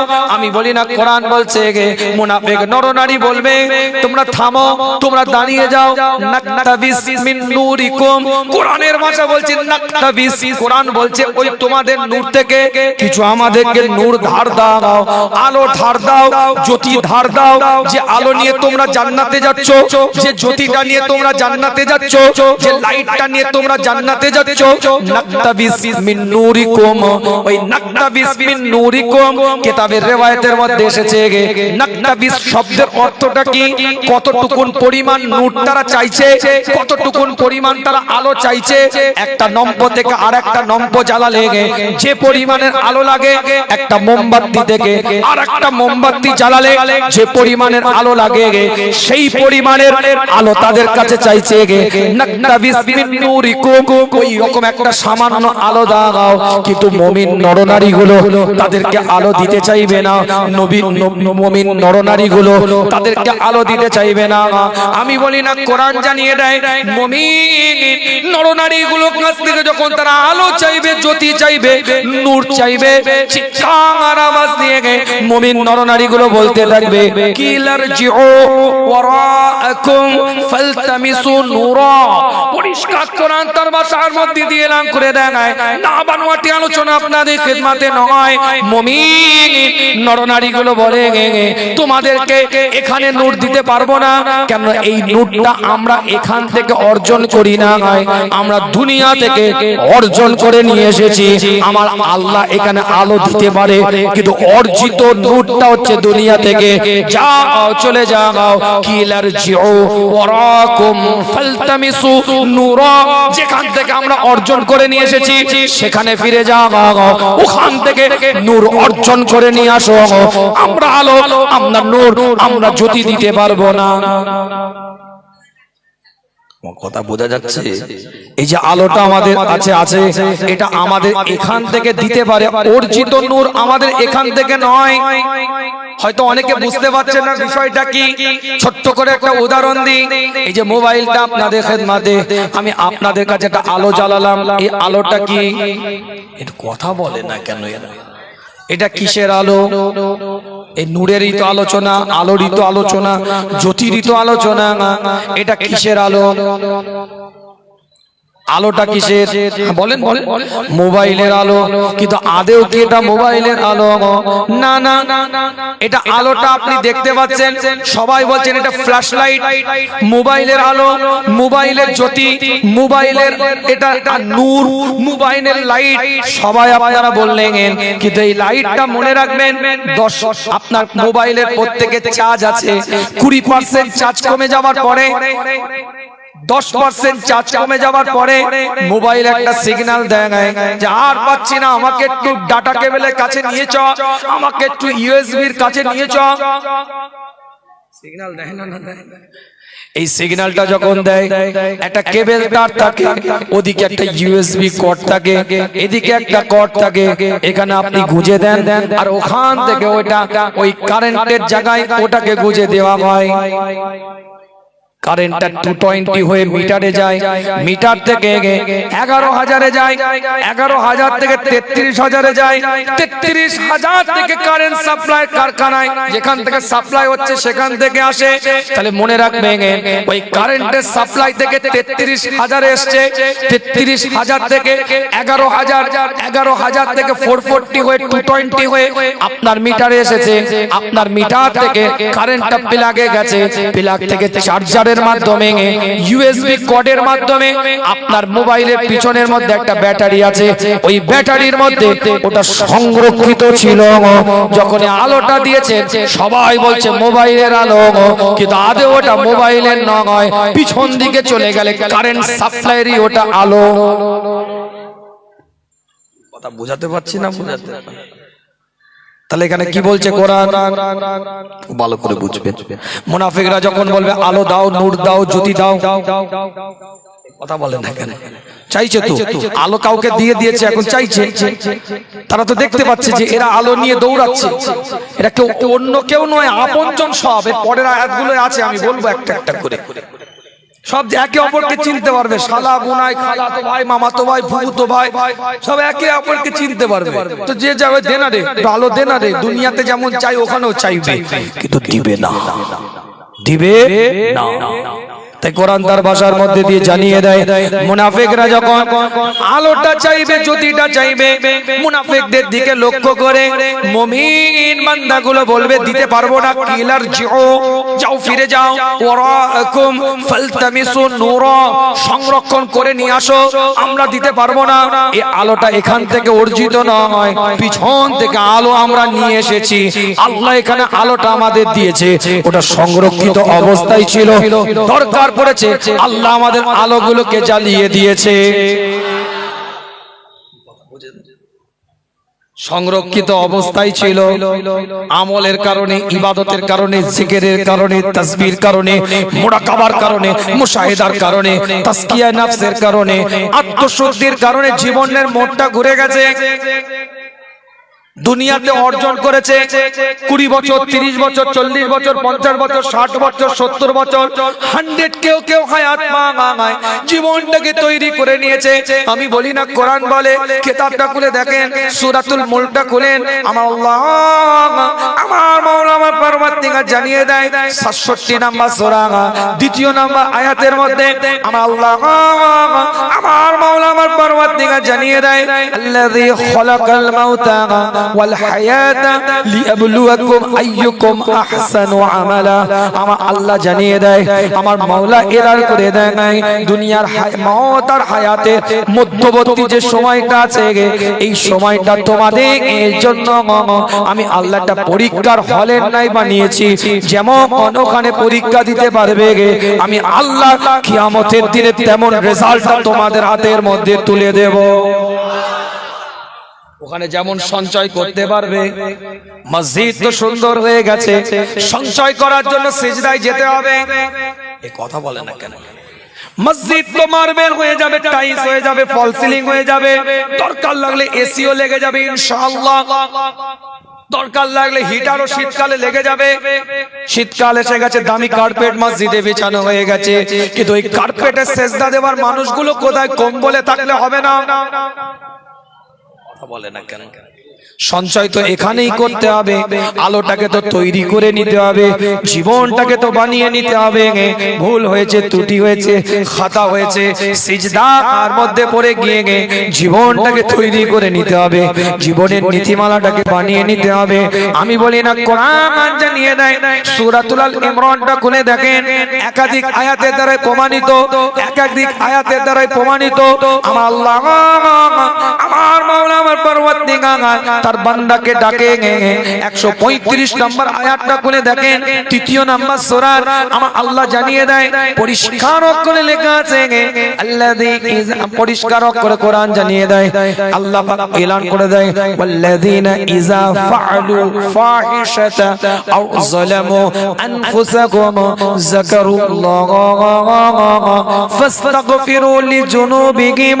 আমার আল্লাহ, আমার মাওলা, আমার পরওয়ারদিগার জানিয়ে দেয়, ওয়াল্লাযীনা ইযা ফাআলু ফাহিশাতা, আল্লাহ নিজে বান্দাকে বলছে, এ বান্দা, তোর দ্বারাই যদি কোনো অশ্লীল কাজ হয়ে যায়, বাজে কাজ হয়ে যায়, নোংরা কাজ হয়ে যায়, আমি আল্লাহ আমার দরবারে যদি কোনো কিছু কর্ম আমার নাফরমানি হয়ে যায়, তোরা যদি নিজের নফসের উপরে অত্যাচার করে ফেলিস, তোরা যদি নিজের নফসের উপরে অত্যাচার করে ফেলিস, তারপরে যদি আমি আল্লাহ যাকারুল্লাহ বলে চিৎকারটা দিস, আমাকে যদি ডাকিস, আমাকে যদি স্মরণ করি, ফাস্তাগফিরু লিযুনুবিহিম, তোদের গুনাহ থেকে বাঁচার জন্য, তওবা করার জন্য, ইস্তিগফার করার জন্য আমি আল্লাহ, আমি মাওলা, আমি পরওয়ারদিগার, আমাকে যদি ডাকিস, আল্লাহ নিজেই এলান করে দেয়, ওয়া মাই ইয়াগফিরু যুনুবা ইল্লাল্লাহ, কে আছে তোদেরকে ক্ষমা করবে? আমি আল্লাহ ছাড়া, অর্থাৎ আমি আল্লাহ তোদেরকে ক্ষমা করে, মাফ করে, নিষ্পাপ বানিয়ে দেব। জোরে বলে, চিৎকার দিয়ে বলে। তাহলে আলোটা অর্জন করার জন্য চার্জ দিতে হবে না, হবে না? এই চলে যান আবার পিছনে, ওই আয়াতে চলে যান, অনেক আয়াতের ব্যাখ্যা বাকি আছে, বলবো তো নাকি? যাবো তো, ডিপে যাবো তো, ঢুকবো তো নাকি? একটু লাড়াঘাটা হবে তো? কেন, ভাঙড়ের মানুষ তো, ভাঙড় নাকি? আল্লাহ পাক কবুল করেন, সকলে বলেন আমিন। বাংলার মানুষ একটু গরম গরম নাকি একটু হবে, তাই না? ঠিক আছে, গরম গরমই হবে, কিন্তু কোরআন হাদিসের গরম গরম হবে। কি ভাই কথা ঠিক না? নরম হবে না, গরমই হবে। শরিয়তের মানচিত্রের মধ্যে থেকে নরম হবে না, গরম। শরিয়তের মাপকাঠিতে থেকে গরম হবে, ইসলামের মাপকাঠিতে থেকে গরম হবে, আল্লাহ রাসূলের নীতি উসুলের উপরে দাঁড়িয়ে থেকে গরম করতে হবে। ও নোংরা অ্যাডভার্টাইজ পাওয়ার জন্য, ও বক্তা ভাইরাল হওয়ার জন্য গরম গরম, কোরআনের কথা বলার জন্য গরম কথা হবে। কি ভাই কথা ঠিক না? হ্যাঁ, তো বিভিন্ন কোয়ালিটির বক্তা শুধু ভাইরাল হবে।